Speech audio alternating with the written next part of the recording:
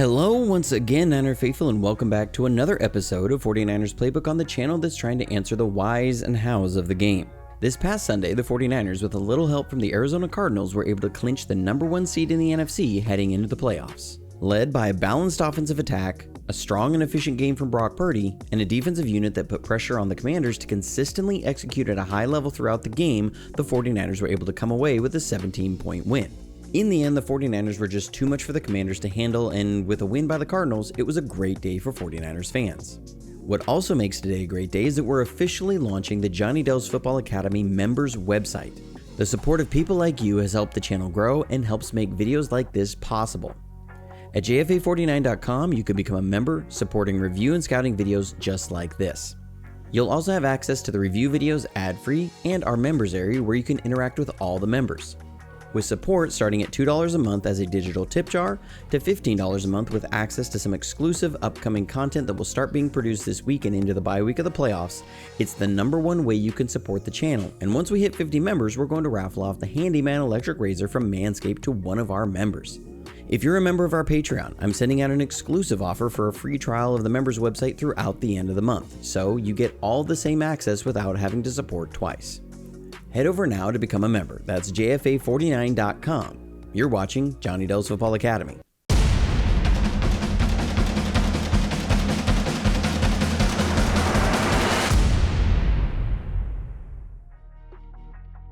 Overall, it was a strong offensive performance as they scored on 5 of their first 6 drives.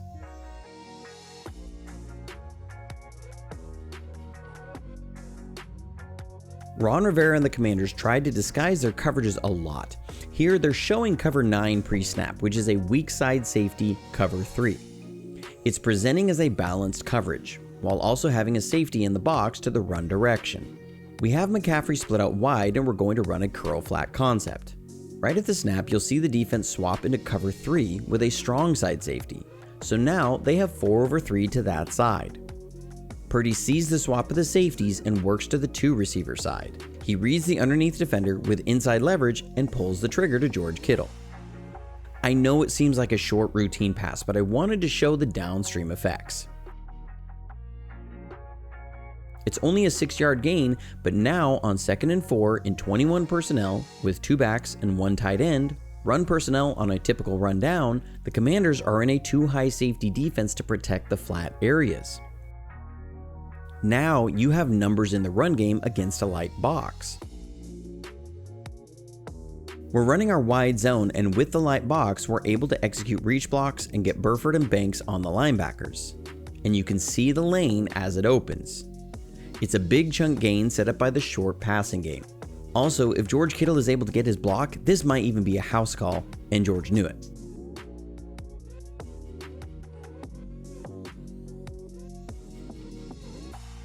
The drive ended in a field goal after a phenomenal play by Daron Payne on a screen.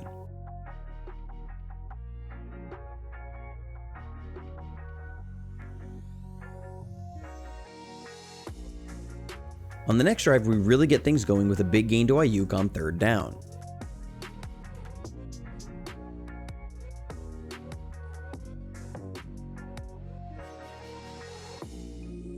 We start out with Debo motioning across, and Washington has 2 linebackers mugged up on the line.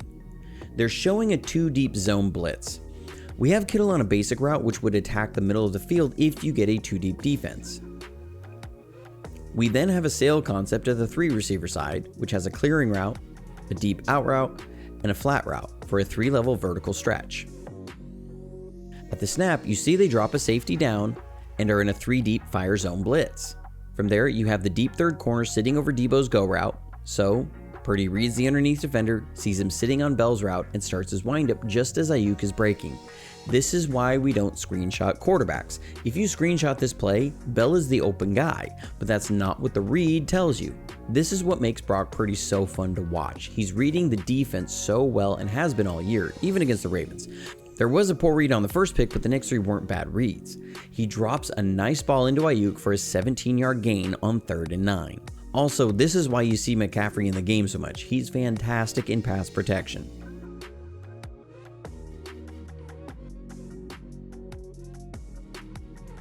Then you'll see more of Brock Purdy doing what he's done all year, see the field so well.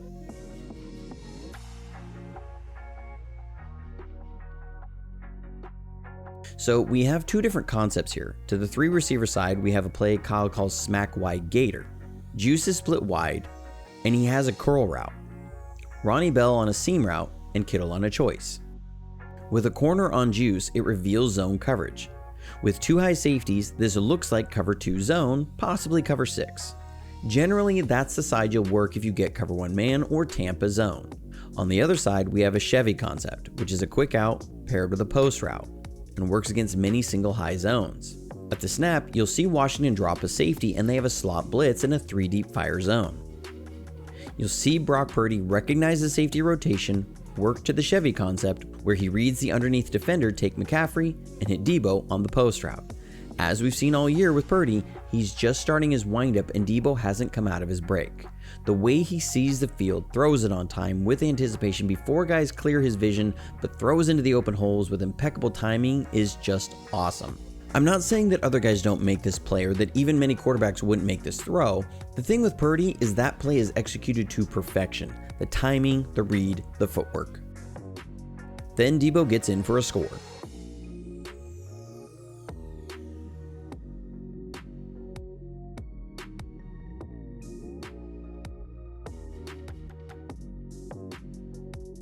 We run this motion so much, and it's these moments when you make it pay off is why you do it. This looks like a wide zone, but you're going to have Debo on an outside run. You have Ayuk crack down, then pull Warner to lead around. You can see how the run action by McCaffrey pulls everything inside and the safety hesitates just a little. That's all you need is Warner is able to get around on the corner, and with the safety inside, there's no edge and Debo walks in for a touchdown.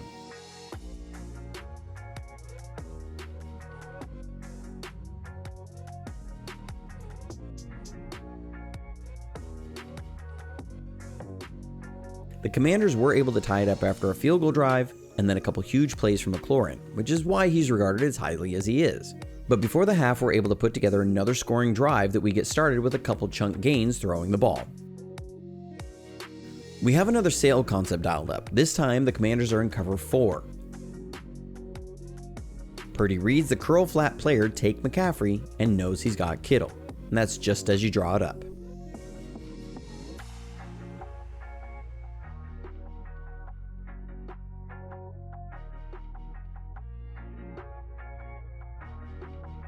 Then we get a chunk gain to Ayuk.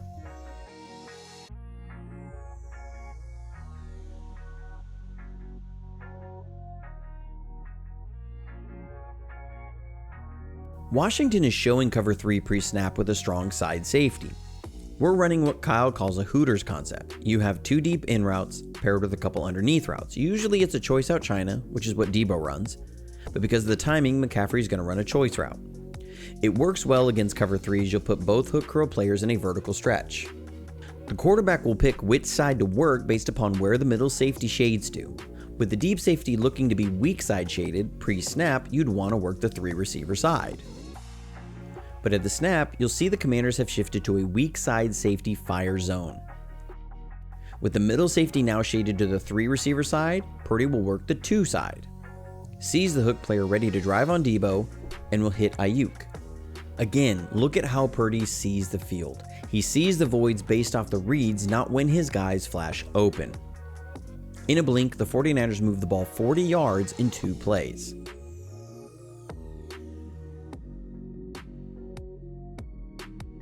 Then you'll see again how the pass sets up the run.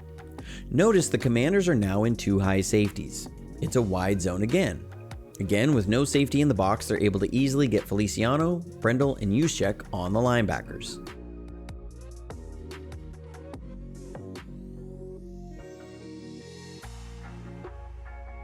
When you have Christian McCaffrey not getting touched for 10 yards, that's not good for the defense.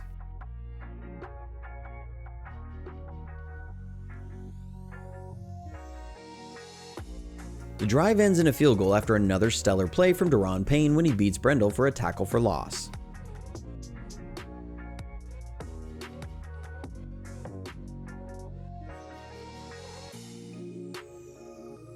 Coming out of the half, the defense was able to hold firm, allowing no points in the third and fourth quarters. I'd like to give the defense a little more credit on this opening stop, but I think there's a wrong route run here. This looks to me like it should be sprint option, but there seems to be something else going on here. Normally you'd get a flat route with a deep out route on the waggle action, but there's just a flat route. Oren Burks was all over it, and when Howell looks towards McLaurin, something is off, and then he just looks to make a play. It is a good job by the line to maintain their rush lanes and keep pursuing to force the offense off the field.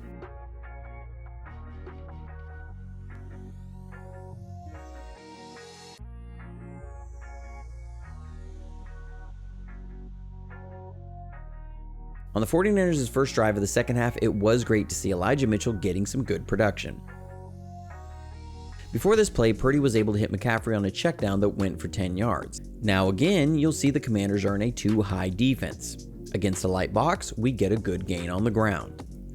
This is where, and I might be nitpicking, but I'd like to see Mitchell take this wide zone to the edge. Trent Williams has the edge secured, and you've got Warner and Ayuk out there.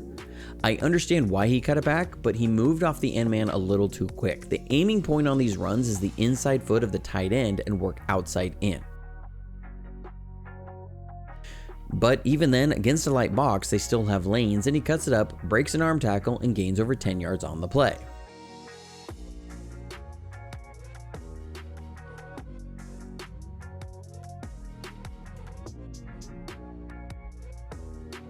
Then on second down, we're going to get a solid gain to Ayuk, and I know this is a play we run a lot, and we'd already hit earlier in the game, but I want to highlight where Ayuk has developed in the details of the game.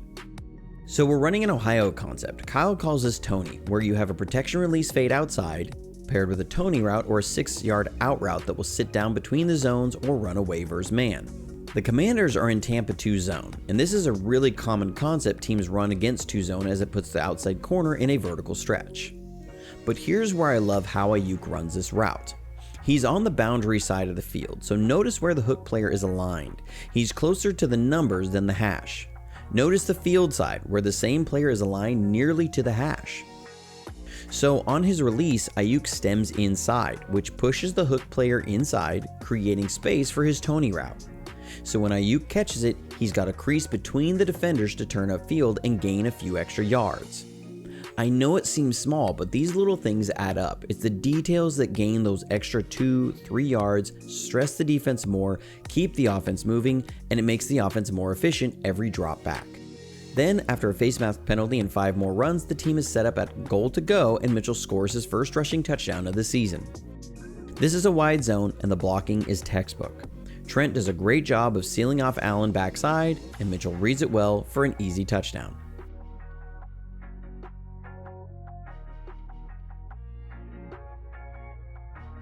Then Mooney Ward gets the first of 2 interceptions on the day.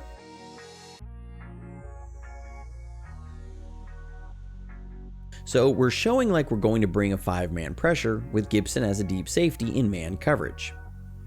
What we're actually going to bring is a 6-man pressure with Lenore coming off the slot on a blitz. The line picked up the blitz well, but Bosa is still one-on-one and pressures Howell into a throw that's a little off. Mooney Ward though played the situation perfectly. He planted himself at the line to gain, doesn't drive too hard on an out route, reading the hips of the receiver, and is ready to drive on the throw for the pick.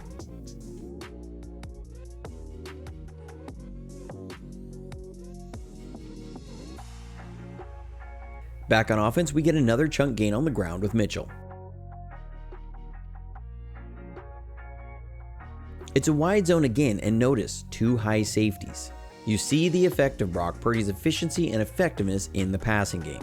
The defense pursues hard, and it's a nice cutback by Mitchell, and he makes a safety try and come down from his deep spot, miss, and it's a chunk gain.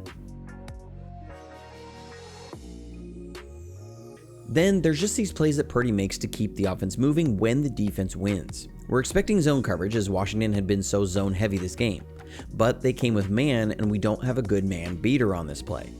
Purdy doesn't panic. He works outside the pocket and finds Juszczyk to still gain a first down.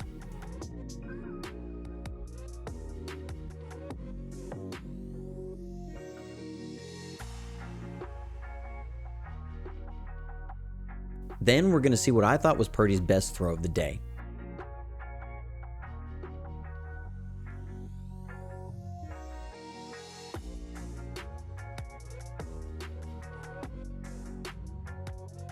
So we first motion McCaffrey out wide, and with a linebacker on him, reveals man coverage. We have a couple different concepts dialed up. To the 3 receiver side, we have a double in concept, or what Kyle calls follow.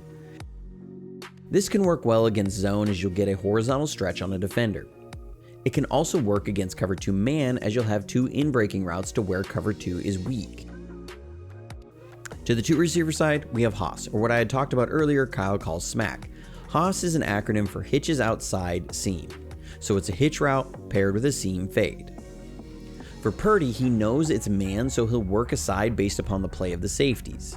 Middle safety, it's Hoss. Double safety, it's the double in. Right before the snap, you'll see the commander shifting around, a little muddy look, and right at the snap, you see a middle safety in cover 1 man. You can see this is where Purdy's eyes are, to tell him which side to work. He knows he wants Ayuk right at the snap. What you love is that he doesn't move to Ayuk right away. He holds the safety with his eyes, then when he starts his throwing motion is when he looks towards Ayuk and he drops a dime. From this end zone, watch his eyes. Holds the safety, hold the safety, rip it.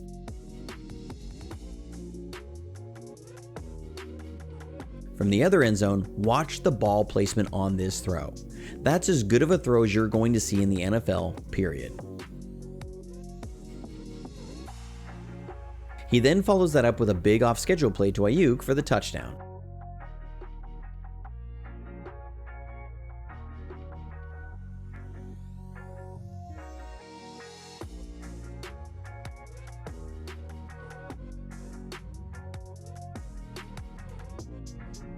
This is a good call by the Commanders. They end up running cover 2 invert, and it takes away what we're trying to do, and they get good pressure. But Purdy escapes, directs Ayuk to the open space, and they get the touchdown. This is as good as it gets. There's a number of high-profile quarterbacks that, if they see this much grass in front of them, are trying to run for a first down here. Purdy gets a touchdown, but those other guys get more hype if they run it here than Purdy gets throwing a touchdown. Why? I don't understand. I get that people will say he had a bad game against the Ravens, and if you're wondering where the review for that was, it was a short week, the 4 picks were really the story of the game, and there wasn't much film that showed anything different from the broadcast. And with it being Christmas week, there wasn't a lot of meat on the bone to warrant something there from me. But Brock Purdy checks all the boxes. Deep throws, short throws, reading the field, footwork, accuracy, off schedule, it's all there.